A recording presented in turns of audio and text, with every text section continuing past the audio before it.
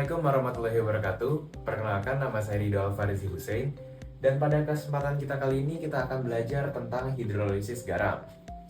Nah, pertama-tama kita akan belajar tentang konsep dan jenis hidrolisis garam terlebih dahulu. Di konsep dan jenis hidrolisis garam ini kita bagi menjadi 3 bagian. Yang pertama, apa itu garam? Lalu ada konsep hidrolisis garam.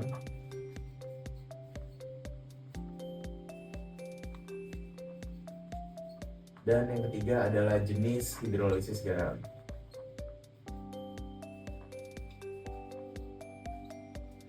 Nah, sebelumnya saya mau tanya dulu nih. Kalian tahu nggak sih senyawa apa yang dihasilkan ketika asam dan basa direaksikan? Oke, jadi ketika asam dan basa direaksikan akan menghasilkan atau produknya itu adalah garam sebagai produk utamanya dan juga air atau H2O sebagai produk sampingnya. Nah, fun fact nih teman-teman. Jadi garam yang paling sering kalian temui itu adalah garam dapur atau NaCl. Dan dia itu berwujud seperti kristal, lalu dia larut baik di dalam air dan juga berasa asin gitu. Menariknya, garam-garam ini memiliki suatu ikatan ionik. Jadi ketika dia larut di dalam air, garam ini akan terpisah menjadi 2 ion, yaitu ada anion atau ion negatif dan juga ada kation atau ion positif. Ada satu lagi yang menarik nih teman-teman. Jadi ternyata garam-garam ini dapat mengalami proses hidrolisis atau reaksi pemecahan molekul air. Wah, gimana sih prosesnya? Oke.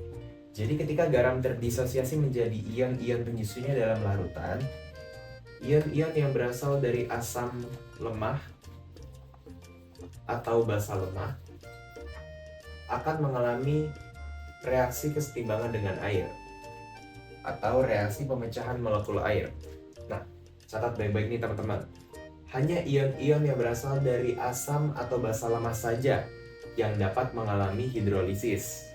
Sehingga kunci untuk memahami hidrolisis ini adalah kalian harus bisa memahami asam basa lemah ataupun mana asam basa kuat. Nah, kalau kalian lupa biar aku ingetin ya teman-teman. Untuk asam kuat ada HCl, HBr, HI, HNO3, H2SO4, HClO3, dan HClO4. Sedangkan asam lumah adalah asam yang selain asam kuat yang di sini. Jadi kalian cukup menghafal asam kuatnya saja. Lanjutin teman-teman. Untuk basa kuat ada NaOH, lalu ada KOH, RBOH, CSOH, CaOH 2 kali,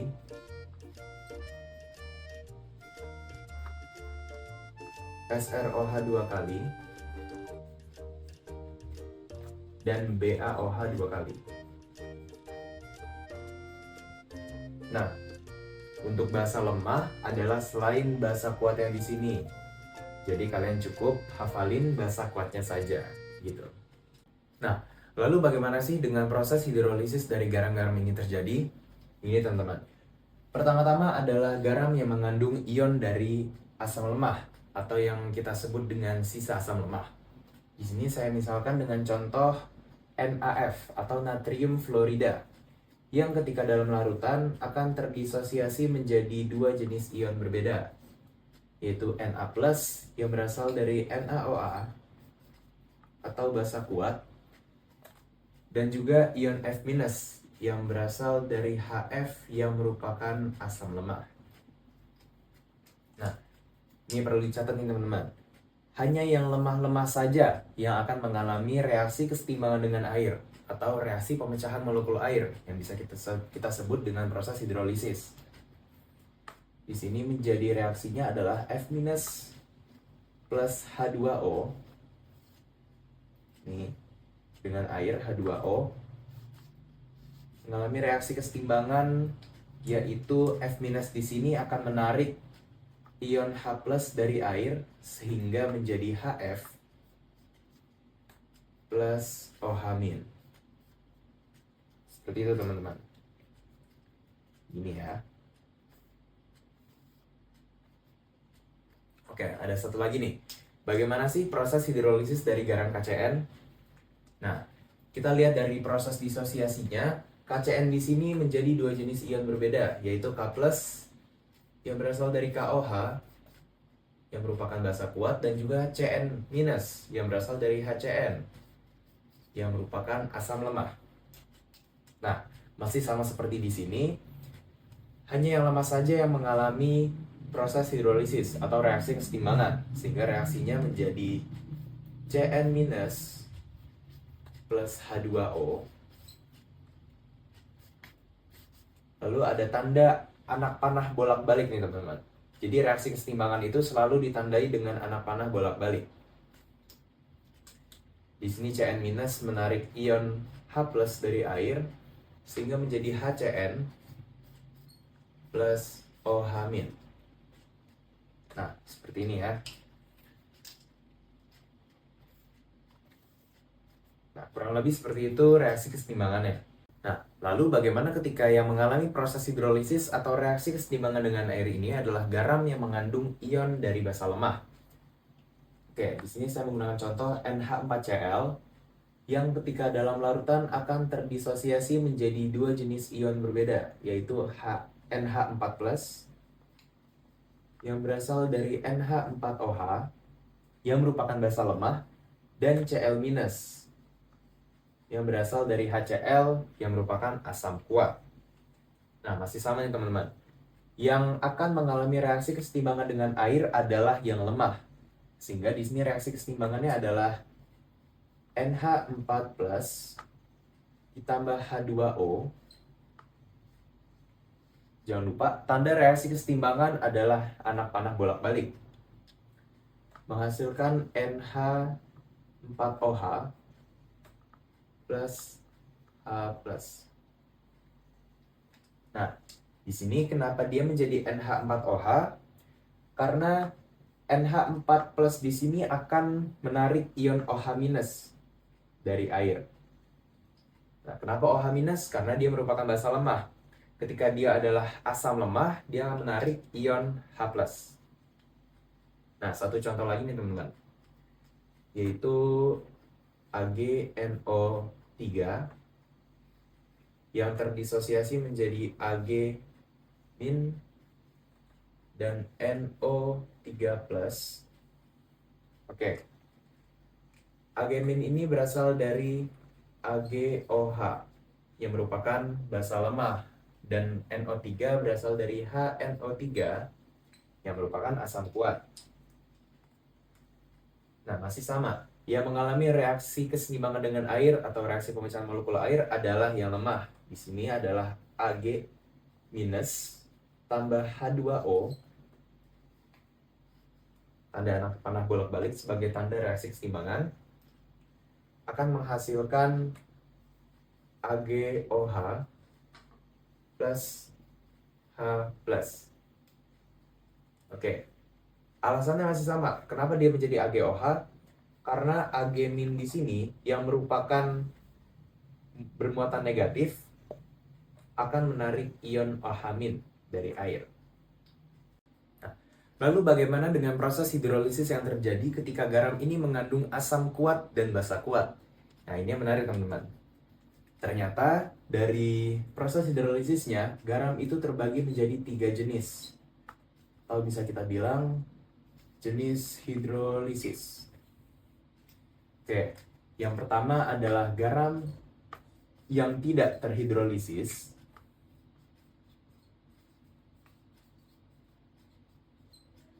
Nah, tidak terhidrolisis ini artinya dia tidak mengalami proses hidrolisis.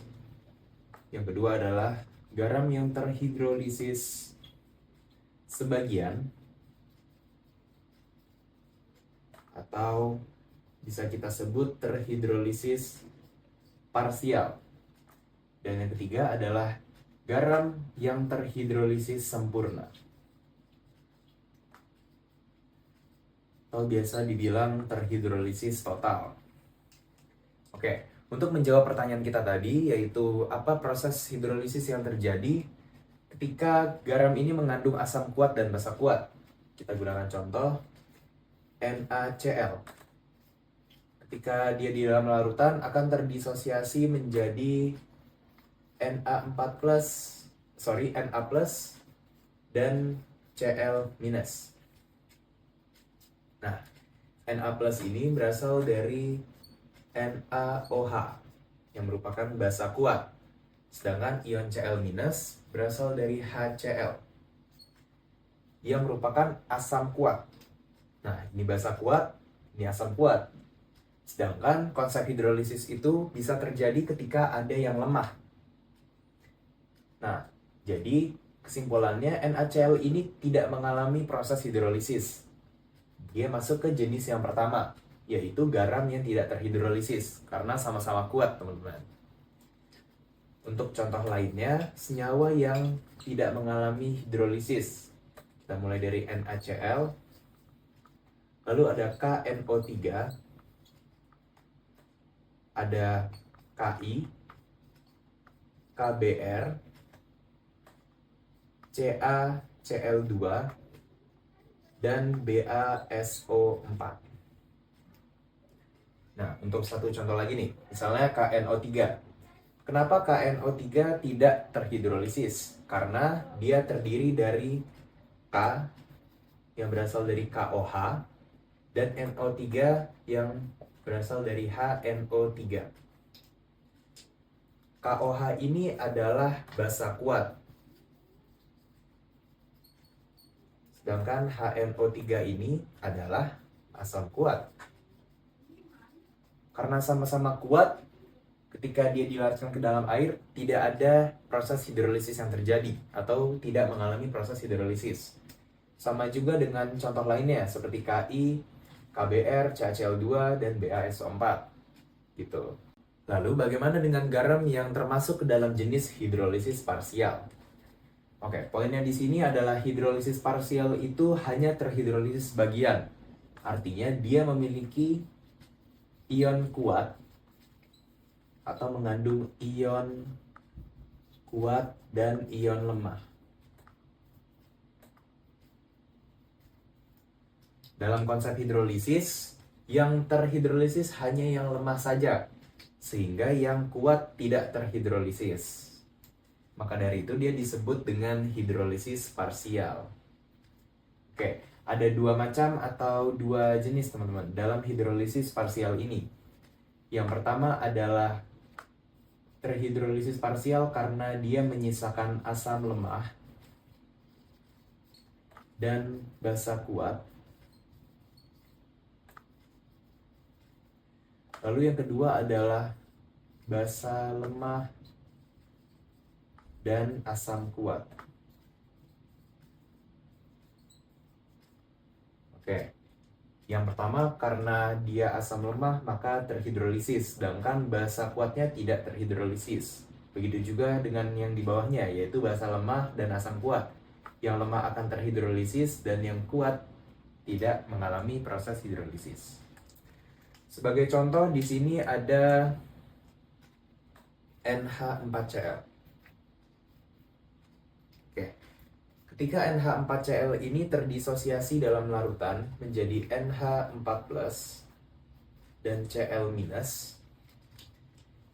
NH4+ ini berasal dari NH4OH yang merupakan basa lemah, sedangkan HCl berasal dari Cl berasal dari HCl yang merupakan asam kuat.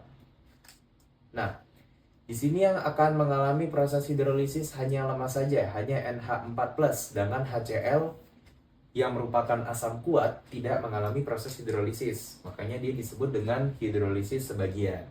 Gitu. Lalu ada juga contoh lainnya dari senyawa-senyawa yang mengalami hidrolisis parsial. Kita mulai dari NH4Cl. Lalu ada NH4 2 kali SO4. Lalu ada Mg SO4 dan juga AgNO3. Sama dengan NH4Cl, di sini NH4 2 kali SO4, MgSO4 dan AgNO3 memiliki ion kuat dan ion lemah. Seperti di sini misalnya AgNO3, di sini Ag berasal dari AgOH atau basa lemah. Sedangkan NO3 berasal dari HNO3 atau asam kuat. Makanya dia mengalami hidrolisis parsial karena hanya Ag-nya saja yang mengalami hidrolisis. Gitu teman-teman. Oke, karena sebelumnya kita udah bahas hidrolisis parsial yang dari basa lemah dan asam kuat, sekarang kita bahas yang dari asam lemah dan basa kuat. Sebagai contoh, kita gunakan senyawa KCN. KCN ini ketika dalam larutan dia terdisosiasi menjadi ion K+ dan ion Cn-. Yang mana ion K+ ini berasal dari KOH yang merupakan basa kuat dan Cn- ini berasal dari HCN yang merupakan asam lemah. Nah, kenapa dia disebut hidrolisis parsial?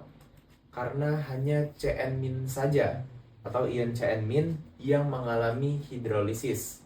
Sedangkan ion K+ tidak mengalami hidrolisis karena dia berasal dari KOH yang merupakan basa kuat. Gitu teman-teman.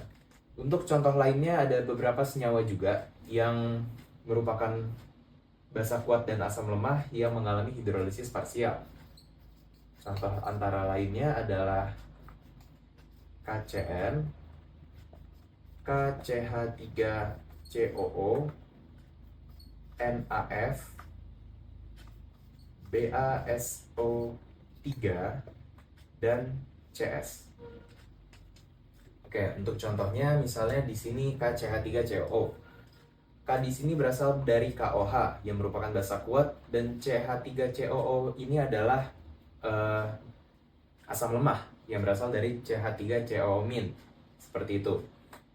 Lalu ada juga NaF yang merupakan Na ini basa kuat yaitu NaOH dan F ini adalah HF yang merupakan asam lemah. Makanya mereka ini adalah hidrolisis parsial. Oke, setelah kita memahami apa itu konsep dan jenis-jenis hidrolisis garam, kita akan langsung lanjut ke jenis-jenis garam dan pH-nya. Oke, di sini jenis-jenis garam terbagi menjadi 4, teman-teman. Yang pertama ada garam asam, lalu ada garam basa, kemudian ada garam netral, dan yang keempat ada garam spesial. Wah, menarik nih, ada yang namanya garam spesial. Namun sebelum itu, untuk kita bisa mengidentifikasi yang mana garam asam, basa, netral, atau spesial, kita harus ingat dan bisa membedakan terlebih dahulu, teman-teman. Yang mana itu termasuk asam basa kuat atau yang mana yang termasuk asam basa lemah.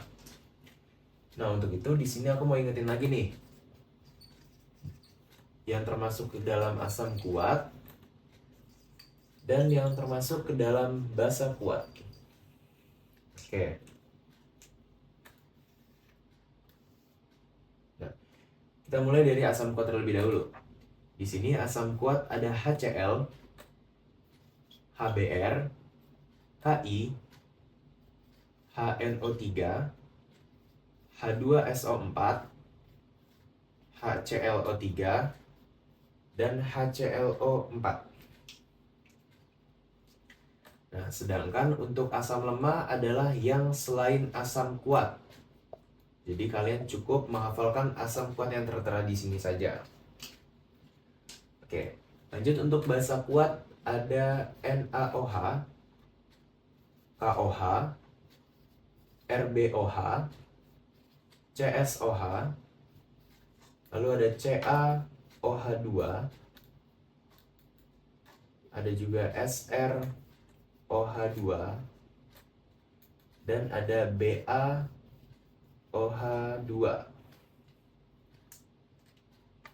Nah, analoginya sama seperti asam kuat tadi. Untuk yang basa lemah adalah yang selain basa kuat yang di sini. Jadi kalian cukup hafalkan yang basa kuatnya saja. Begitu teman-teman. Oke, kita mulai untuk bahas jenis-jenisnya ya. Kita mulai dari garam asam terlebih dahulu. Nah, untuk garam asam di sini ciri-cirinya yaitu yang pertama sudah jelas, dia bersifat asam. Kemudian, kenapa dia memiliki sifat yang asam? Karena pH-nya kurang dari 7.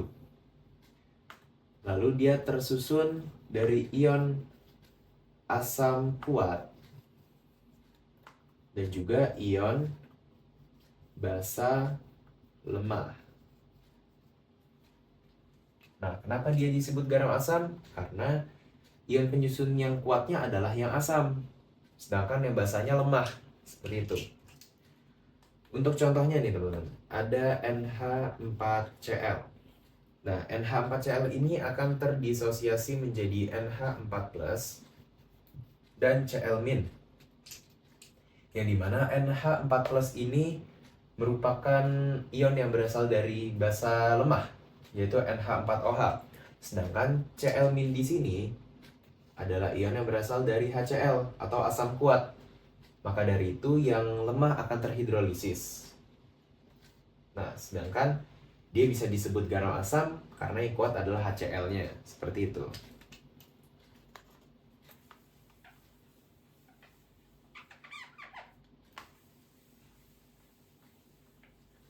Oke, lanjut. Yang kedua, ada garam basa.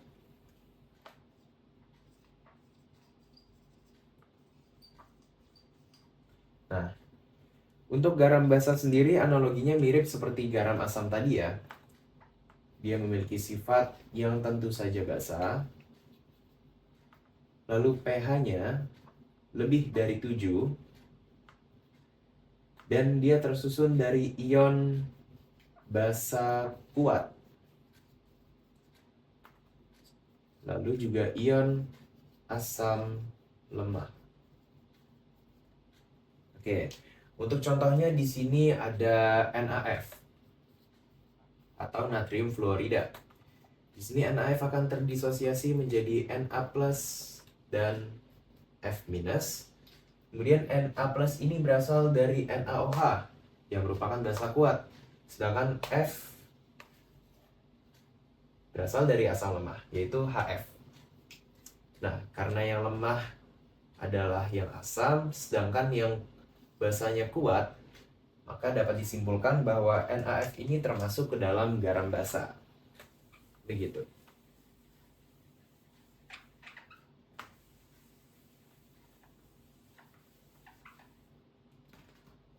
Oke, lanjut ke jenis garam yang ketiga, yaitu garam netral.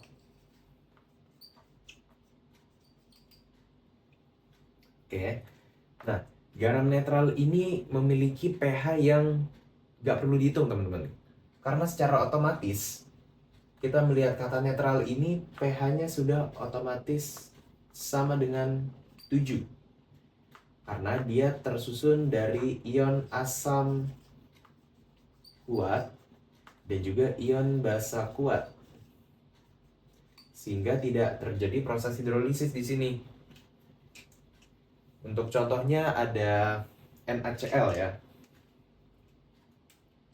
Oke, di sini ada NaCl yang terdisosiasi menjadi Na+ serta Cl-.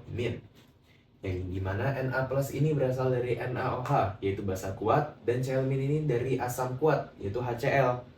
Sehingga tidak ada yang mengalami proses hidrolisis, dan dapat disimpulkan NaCl ini memiliki pH 7 dan dia adalah garam netral. Seperti itu.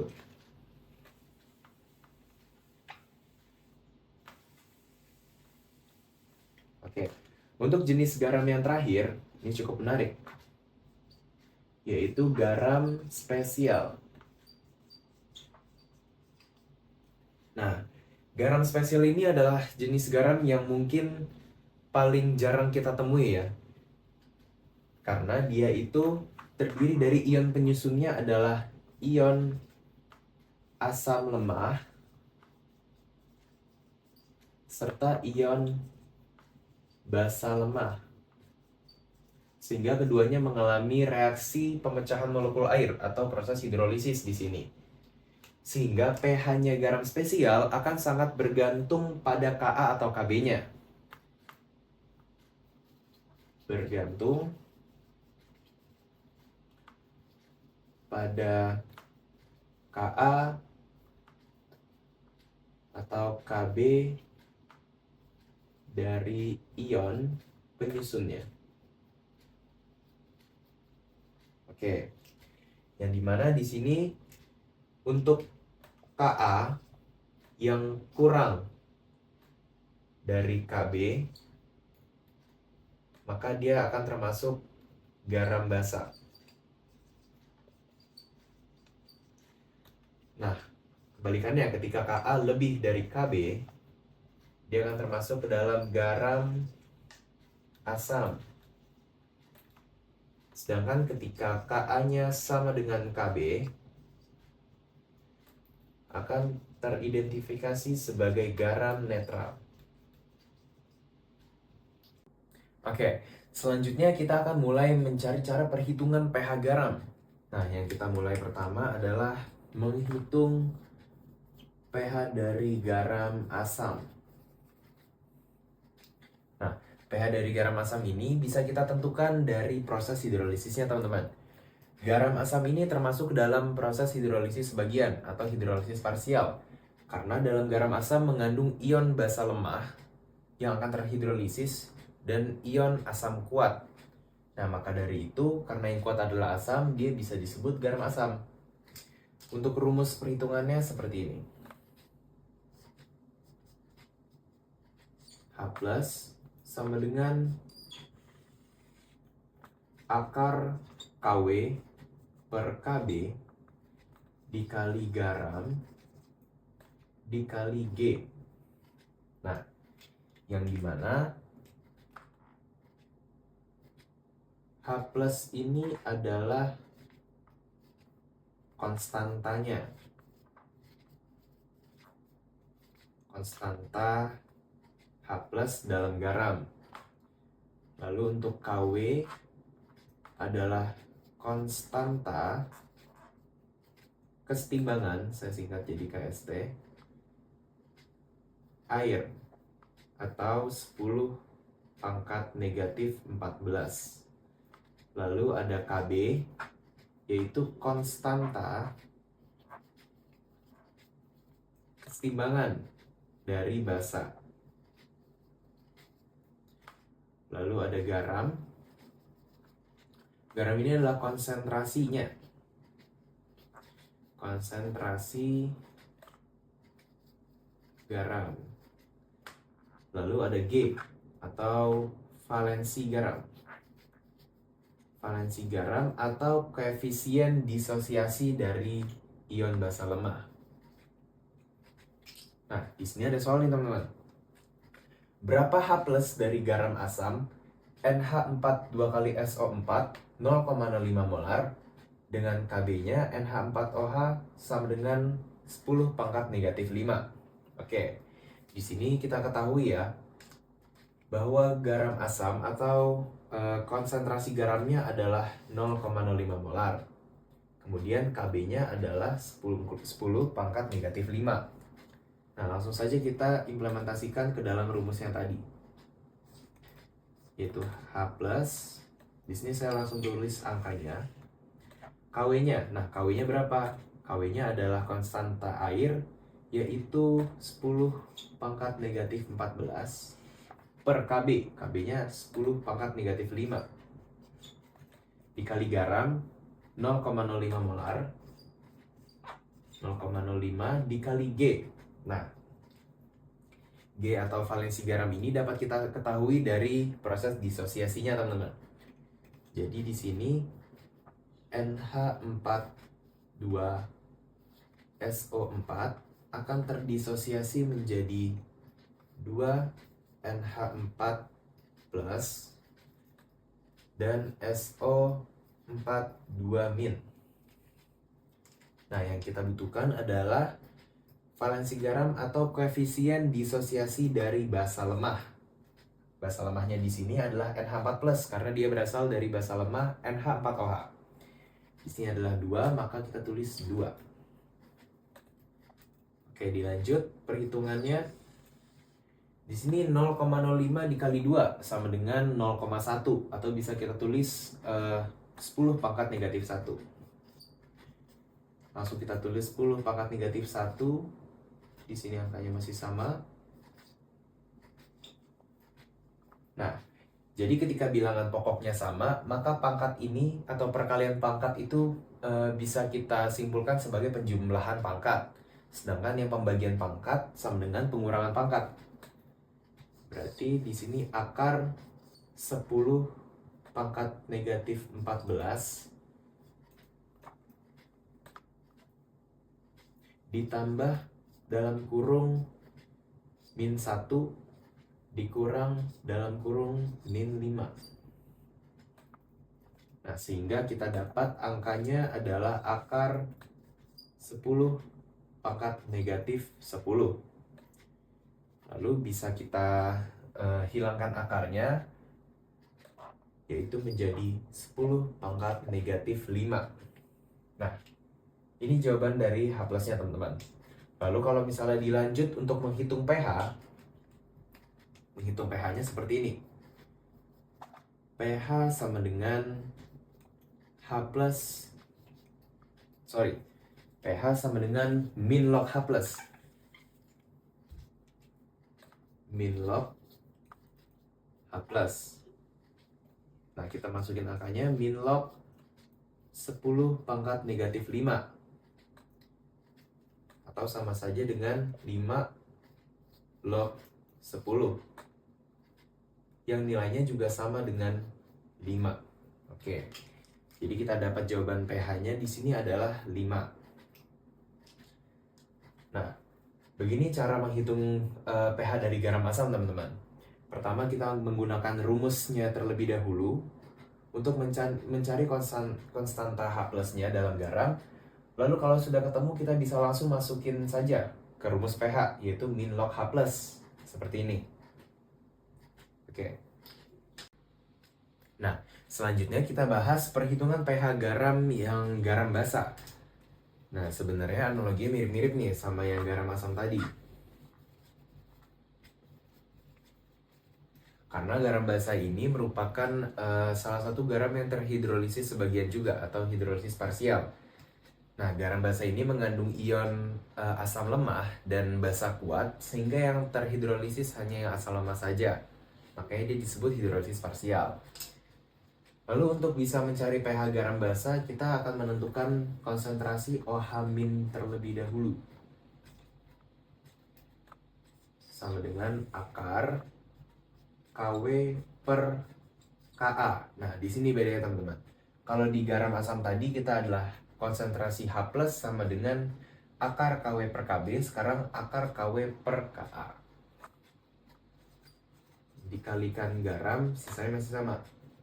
Dikalikan valensi garam, atau di sini adalah koefisien dari sisa asam lemah. Dan untuk keterangannya di sini ada OH- yaitu konsentrasi dari OH- di dalam larutan garam. Lalu ada KW, masih sama seperti tadi. KW itu adalah konstanta kesetimbangan dari air yang bernilai 10 pangkat negatif 14. Lalu ada Ka, yaitu konstanta kesetimbangan asam. Ada garam yang merupakan konsentrasi dari garam itu sendiri. Kemudian ada G atau valensi garam, atau di sini kita sebut dengan koefisien sisa asam lemahnya. Nah, di sini ada contoh soal, teman-teman. Berapa OH- dari garam basa CaF2 0,05 molar dengan KaHF sama dengan 10 pangkat negatif 5. Nah, di sini kita ketahui garam basa atau konsentrasi CaF2-nya itu adalah 0,05 molar. Lalu kita ketahui juga Ka-nya adalah 10 pangkat negatif 5. Langsung aja kita masukin ke rumusnya ya. Di sini ada OH- sama dengan, nah, akar KW-nya masih sama, yaitu 10 pangkat negatif 14 per Ka-nya di sini 10 pangkat negatif 5 dikalikan garam.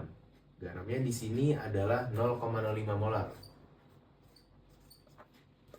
Dan dikalikan valensi garam. Nah, untuk bisa mencari valensi garamnya ini, kita harus lihat rumus disosiasi dari CaF2 ini terlebih dahulu, teman-teman. Jadi CaF2 akan terdisosiasi menjadi Ca2 dan 2F-. Oke, di sini yang kita ambil adalah valensi garam atau koefisien dari asam lemah, yaitu yang ini. Nah, jadi langsung kita masukin, angkanya adalah 2. Kemudian kita hitung dengan cara perhitungan standar. 10 pangkat negatif 14 per 10 pangkat negatif 5. Nah, ini dikalikan dulu. 0,05 dikali 2 sama dengan 0,1. Nah, 0,1 ini bisa kita tulis sebagai 10 pangkat negatif 1, teman-teman. Jadi agar kita memudahkan menghitung dalam bentuk pangkatnya, kita tulis di sini 10 pangkat negatif 1.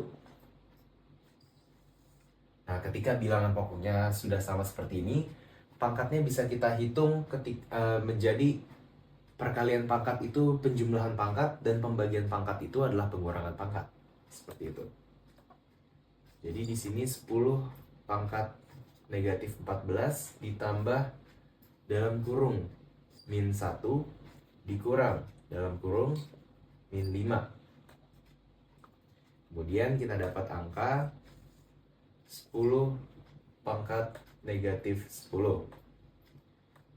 Kita hilangkan akarnya dan menjadi 10 pangkat negatif 5. Seperti itu. Nah, konsentrasinya kita sudah dapat nih, teman-teman, yaitu 10 pangkat negatif 5. Nah, gimana caranya kita bisa mencari pH-nya? Kita cari dulu pOH-nya. Di sini ada pOH. pOH sama dengan, rumusnya mirip dengan rumus pH, yaitu min log OH-. Kita masukin angkanya min log 10 pangkat negatif 5. Nah, langsung bisa kita tulis sebagai 5 ya. Karena min log dengan log 10 bisa kita coret saja. pOH-nya 5. Nah, sekarang kita mencari pH-nya. Mencari pH untuk basa itu tinggal 14 dikurang, nah, nilai pOH. 14 dikurang pOH. Lalu kita masukkan angkanya, pOH 5. 14 dikurang 5 adalah 9. Jadi kita dapatkan pH dari CaF2 ini adalah 9. Seperti itu. Nah, kemudian ada perhitungan dari pH garam netral dan juga pH garam spesial. Di sini ada garam netral dan garam spesial. Nah, untuk garam netral ini sebenarnya nggak perlu dihitung, teman-teman, karena pH-nya sudah otomatis sama dengan 7. Karena dia netral, dia memiliki ion yang terdiri dari ion asam kuat dan juga ion basa kuat, sehingga pH-nya sama dengan 7. Nah, jadi pH garam netral ini adalah sama dengan 7. Oke. Nah, untuk garam spesial ini cukup menarik, teman-teman, karena untuk menghitung pH dari garam spesial hanya bergantung pada nilai Ka atau Kb. Nah, maksudnya adalah untuk menghitung pH garam spesial ini kita tidak memerlukan konsentrasi garam. Kita tidak memerlukan atau membutuhkan nilai konsentrasi dari garam.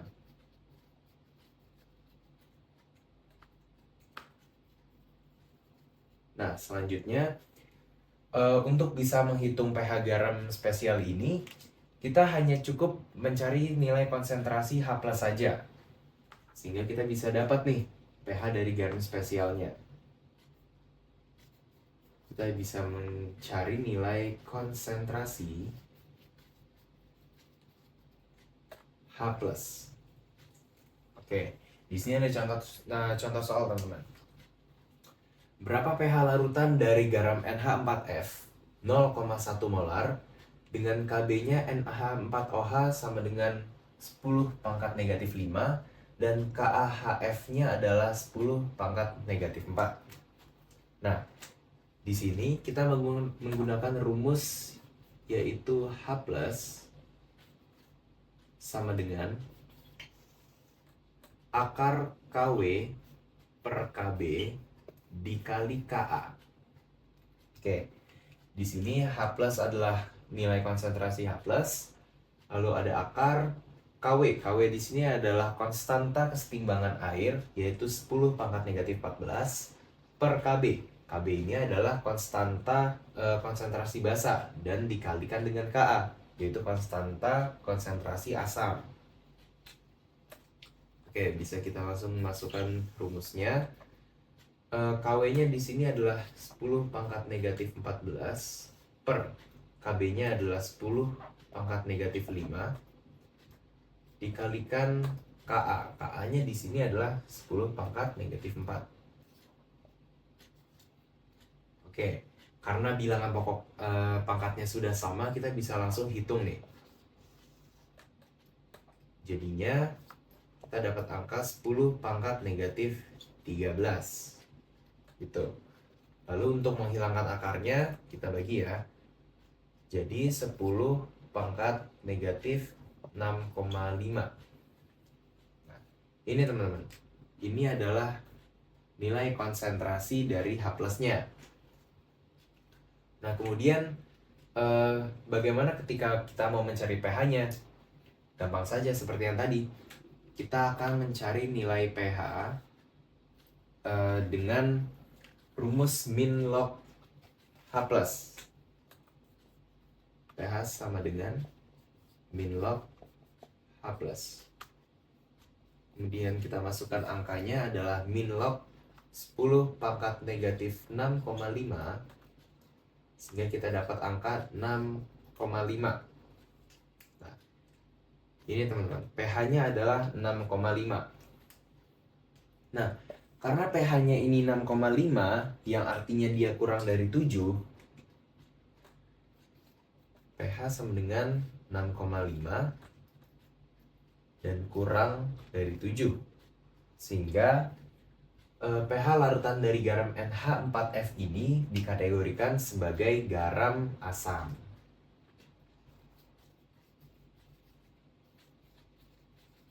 Ingat teman-teman, ketika pH-nya kurang dari 7, dia akan termasuk dengan garam asam. Kalau lebih dari 7, akan termasuk garam basa. Nah, kalau dia sama dengan 7, akan menjadi garam netral. Begitu. Oke, jadi seperti itu ya cara untuk menghitung pH garam yang terhidrolisis. Nah, jadi kesimpulan dalam video ini kita sudah belajar hidrolisis garam yang meliputi apa itu garam. Kemudian ada konsep hidrolisis garam, yang mana konsepnya ini adalah hanya ion yang mengandung asam atau basa lemah saja yang akan mengalami proses hidrolisis atau reaksi pemecahan molekul air. Sedangkan ion yang mengandung asam basa kuat tidak akan mengalami proses hidrolisis.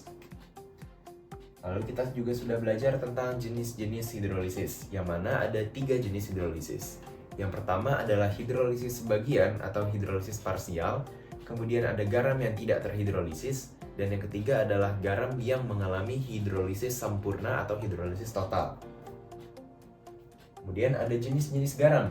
Nah, jenis-jenis garam di sini ada 4, yaitu yang pertama garam asam, garam yang memiliki pH kurang dari 7, lalu ada garam basah yang memiliki pH lebih dari 7, ada juga garam netral yang memiliki pH sama dengan 7, dan juga ada garam spesial yang pH-nya akan bergantung pada Ka atau Kb.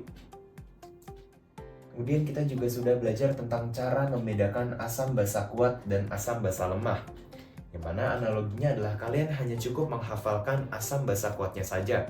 Sedangkan untuk asam basa lemah adalah yang selain asam basa kuat.